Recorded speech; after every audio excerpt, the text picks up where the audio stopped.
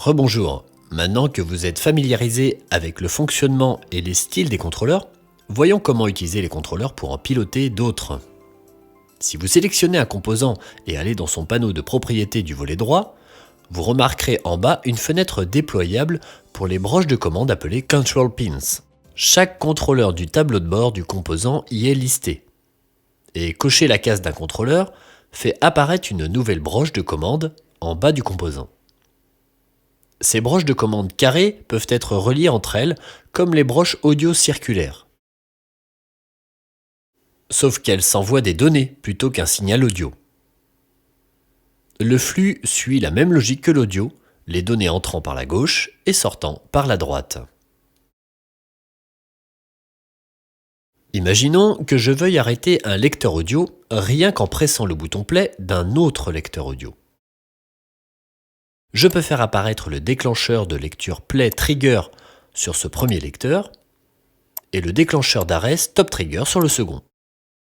Je vais raccorder la broche droite de sortie du premier lecteur audio à la broche gauche d'entrée du second. Maintenant, presser play ici lance le lecteur audio et envoie simultanément une impulsion de déclenchement par ce câble pour arrêter le second lecteur audio. Vous pouvez accomplir un nombre infini de tâches simples avec un seul câble comme celui-ci. Mais avant de commencer à jouer, sachez que tous les contrôleurs ne s'accordent pas nécessairement bien entre eux. Si vous utilisez un bouton de déclenchement de style trigger pour en contrôler un autre comme ceci, vous savez ce qui va se passer. Mais pensez à ce que vous voulez obtenir avant de commencer à panacher les types de contrôleurs. Que se passe-t-il par exemple si vous raccordez un bouton de mute au premier lecteur audio de la commande gain du second ? Si vous pensez que la commande gain va alterner entre 0 et 100%, vous avez tout faux.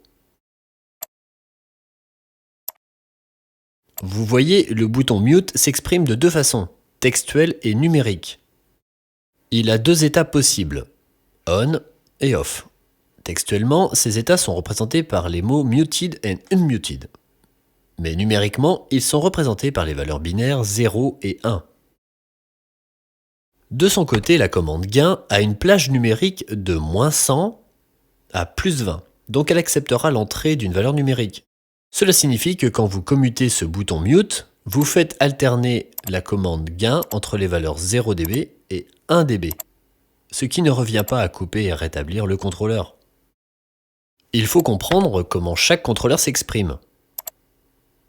Le contrôleur FileName, par exemple, est le champ texte dans lequel vous sélectionnez le fichier audio que vous souhaitez lire. Ce contrôleur attend la saisie d'un texte. Si vous avez raccordé le bouton Mute à FileName, ce dernier va rechercher dans votre corps des fichiers audio nommés Muted ou Unmuted, qui n'existent probablement pas. La clé pour réussir à raccorder les broches de commande entre elles, c'est de penser logiquement et de vous assurer que vous reliez des commandes d'une façon qui fait sens. En mode d'émulation ou sur le corps, votre souris peut survoler n'importe quelle broche de commande pour afficher son état actuel et vous donner une bonne idée du type de données qu'elle traiterait. Il est bien entendu possible de créer des interactions beaucoup plus compliquées entre ces broches de commande. Et de nombreux composants de la section Control Components de la bibliothèque vous permettent de le faire.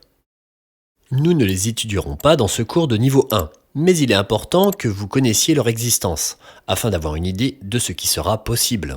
Il y a des éléments simples, comme des retards et des routeurs. Vous pouvez utiliser un flip-flop pour convertir un bouton trigger en bouton toggle, et même appliquer des fonctions logiques personnalisées, ou encore créer des scripts pour que vos contrôleurs fassent ce que vous souhaitez. Pour en savoir plus dès maintenant sur ces composants, sélectionnez-en un et pressez F1 pour afficher son fichier d'aide. Là encore, ce sont des concepts avancés que vous n'avez pas à connaître dès maintenant. Le seul que je veux vous montrer, c'est le composant Custom Control. Ce composant vous permet de générer des contrôleurs vierges sans association prédéfinie. Son tableau de bord est totalement vide, tant que vous ne lui avez pas choisi de contrôleur.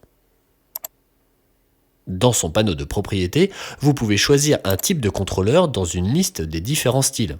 Il existe différentes commandes rotatives appelées knobs avec diverses plages numériques, une LED, un fader, ici le bouton toggle et le bouton trigger, tout ce dont nous avons parlé plus tôt. Faites votre choix et ce bouton apparaît dans le tableau de bord, avec sa broche de commande prête à être câblée. Si vous voulez un bouton trigger qui déclenche la lecture de deux lecteurs audio en même temps, Il vous suffit de brancher votre nouveau bouton au déclencheur Play Trigger de ces deux lecteurs. Nous ne plongerons pas plus dans les détails au niveau 1, mais vous pouvez sans doute commencer à imaginer ce que vous pouvez accomplir avec les broches de commande. Même sans corps, vous pouvez avoir beaucoup de plaisir à tester cela en mode émulation, alors amusez-vous bien.